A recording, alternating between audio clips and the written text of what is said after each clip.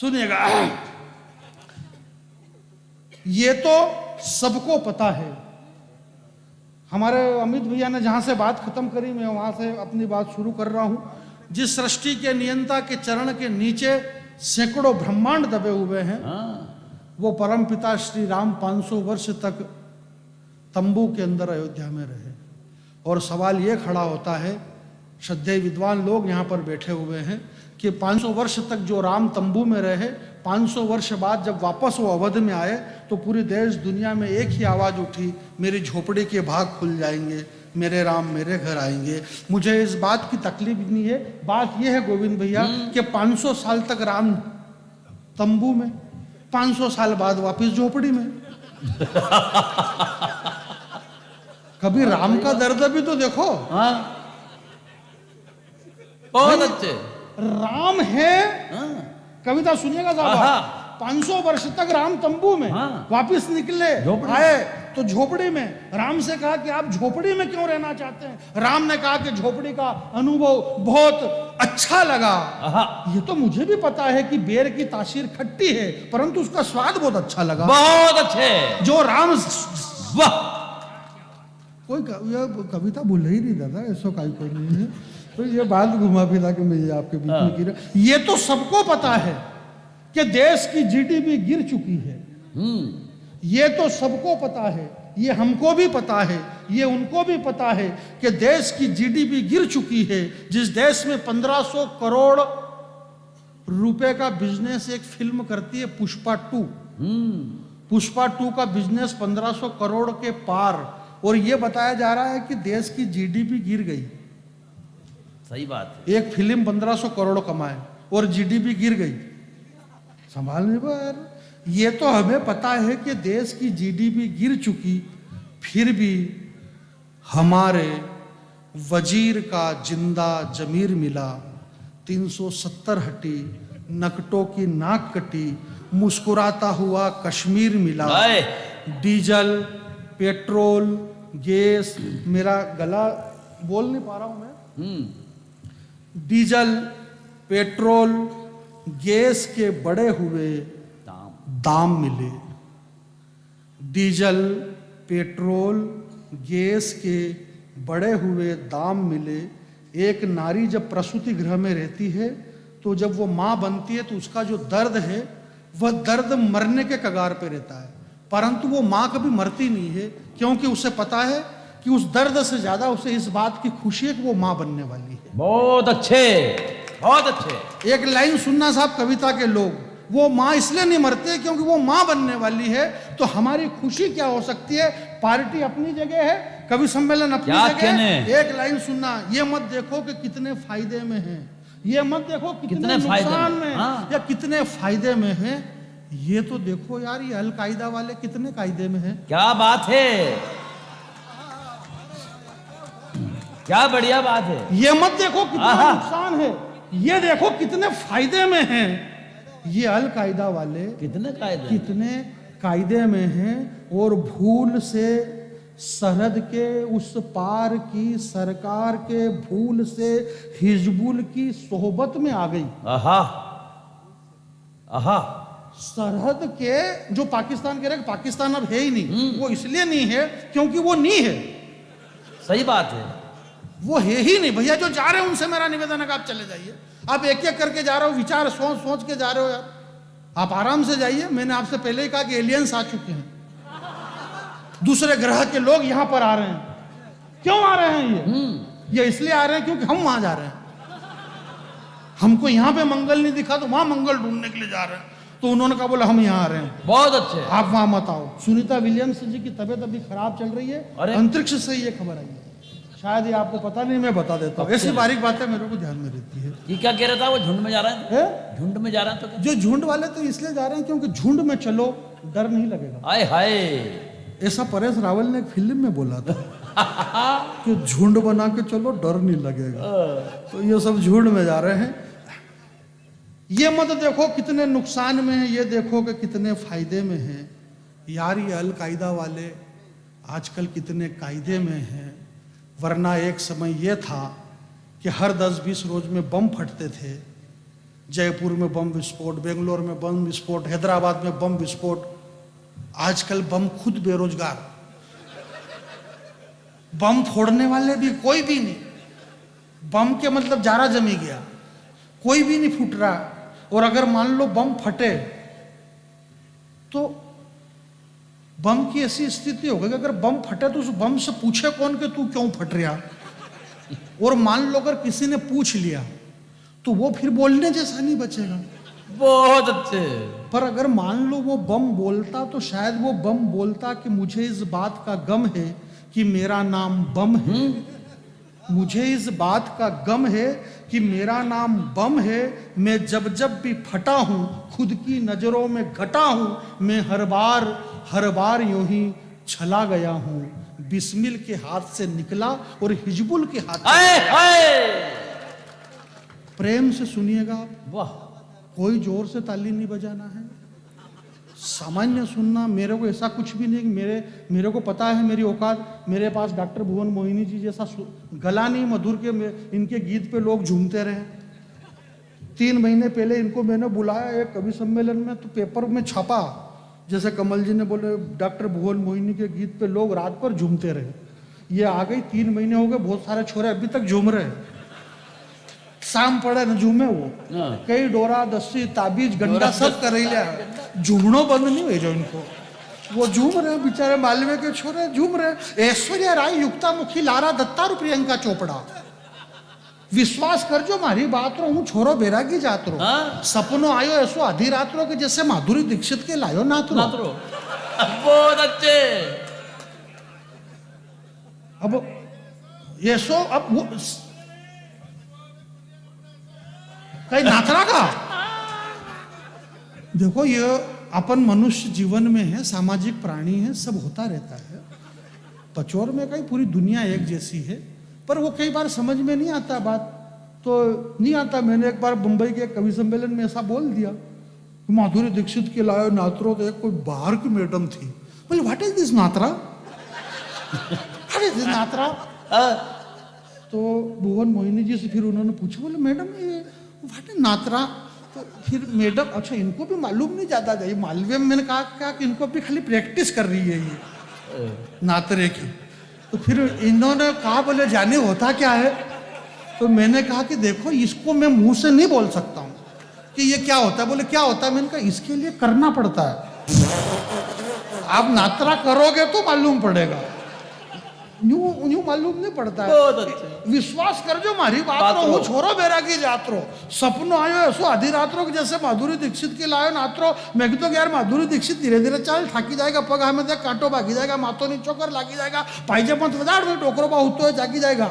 इसको कोई ऐसो रंग की ऐसी फंसी माधुरी दीक्षित बापड़ी हुकिन टिटोड़ी हरी की वेगी गापड़ी। मैं तो यार मारखन का ये फूल की जगह पाखड़ी, मक्किया की जगह काकड़ी, खाई करा जलेबी बापड़ी, खाओ मक्की की रोटी छाछ की रापड़ी। मैंने कहा यार तू तो ढेरी परदेसी साथ कहीं नहीं पाएगा। मैंने कहा यार तू तो ढेरी परदेसी साथ कहीं नहीं पाएगा, तू यदि चली जाएगा तो याद बहुत आएगा। इतना छोरा मम्मी बोली उठो नहीं हाथ बजेगी, भैंस का कुंडो कौन हमारा बाप पाएगा।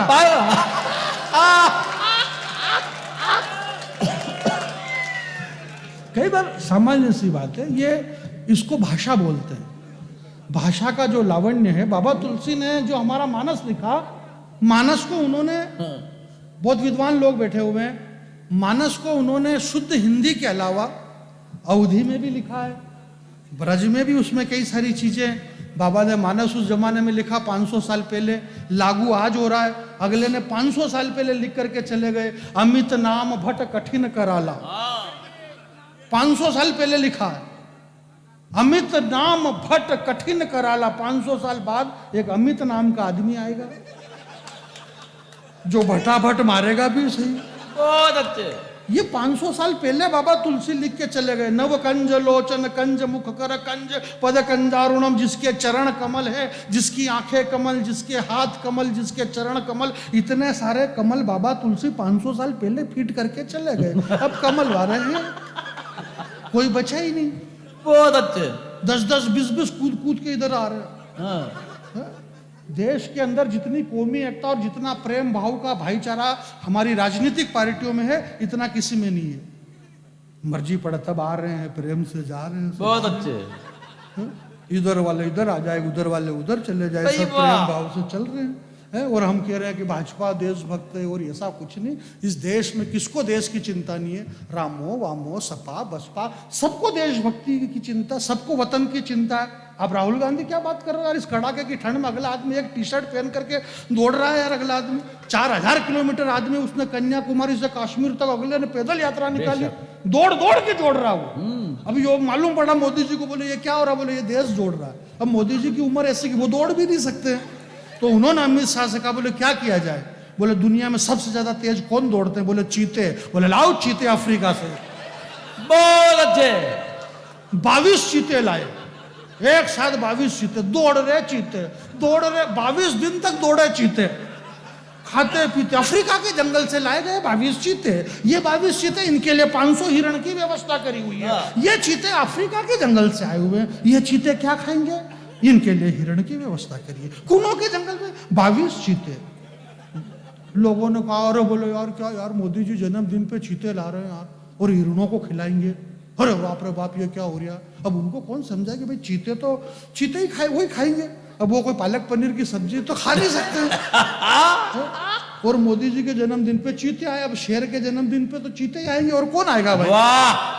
आ गए चीते, ले आए मोदी जी चीते, आ गए चीते, दौड़े चीते। चैनल वाले ने 22 दिन तक दौड़ा है चीते।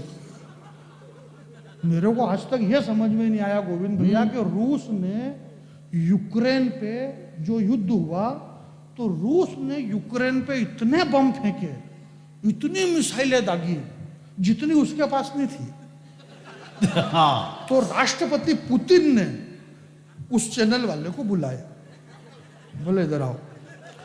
बोले यार ये जो तू धड़ाधड़ बम फेंक रहा और धुआं ही धुआं दिखे, ये हाँ। धड़ाधड़ टीवी खोलो तो धुआं ही धुआं। हाँ।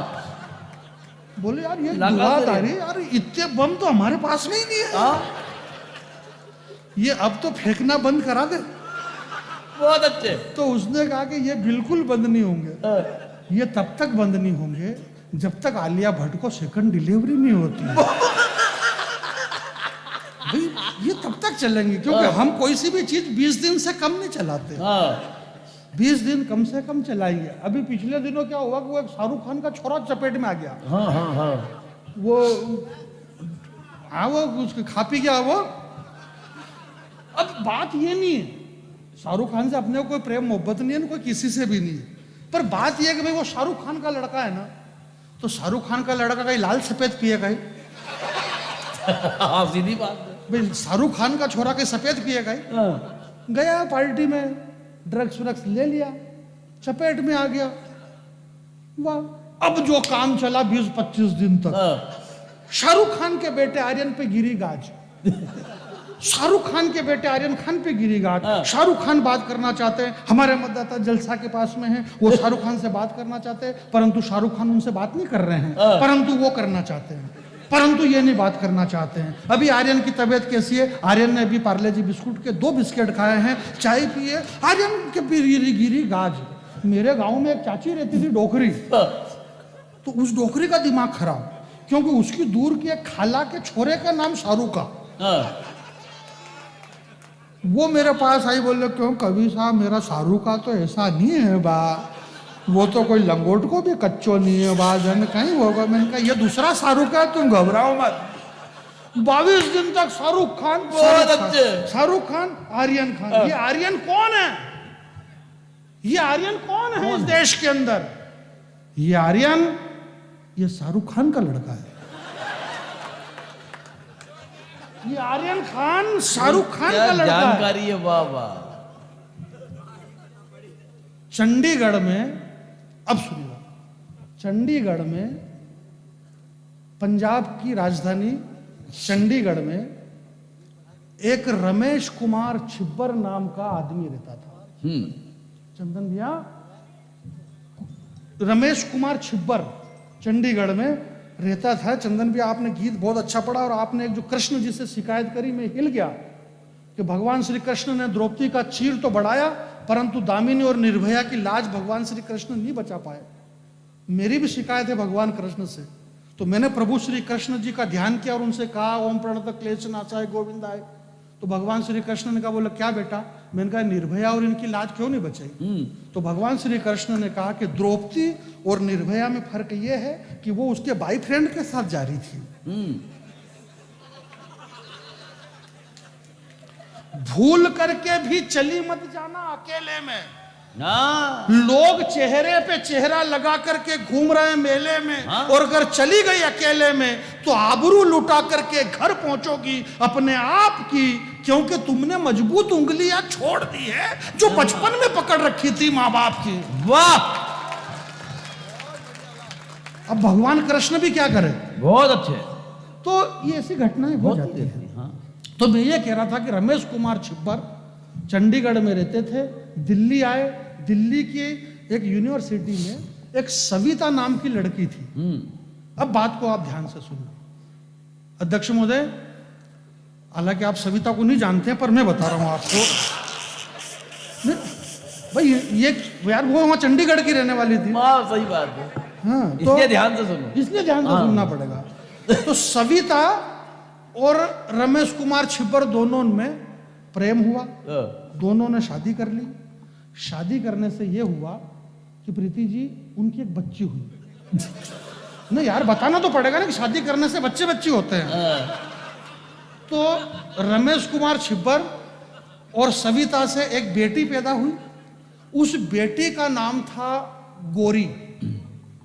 अब गोरी नाम की लड़की रमेश कुमार और सविता, बात को ध्यान से सुनना, ये जो पचोर है, पचोर के अंदर बस स्टैंड पे जो गायावन घूमे, जो सांड घूमे, तो एक तो देसी गाय रहे। अब देसी गाय 1-1.5 किलो थोड़ा सा दूध दे, लोटा खांड, बस बेचारी यूं माका चुका भागला टूटला हिंगड़ा बिका।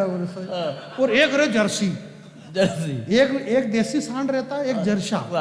तो वो जो देसी गाय और देसी सांड से जो बच्चा पैदा होता है वो बेल होता है, वो देसी बेल होता है, वो छोटा रहता है तो हम उसको गोना कहते हैं। फिर वो बड़ा होता है, वो बछड़ा है, वो केड़ा है, वो बेल है, वो बरद है, उसके 50 नाम है। परंतु जो जर्शा केड़ा रहता है,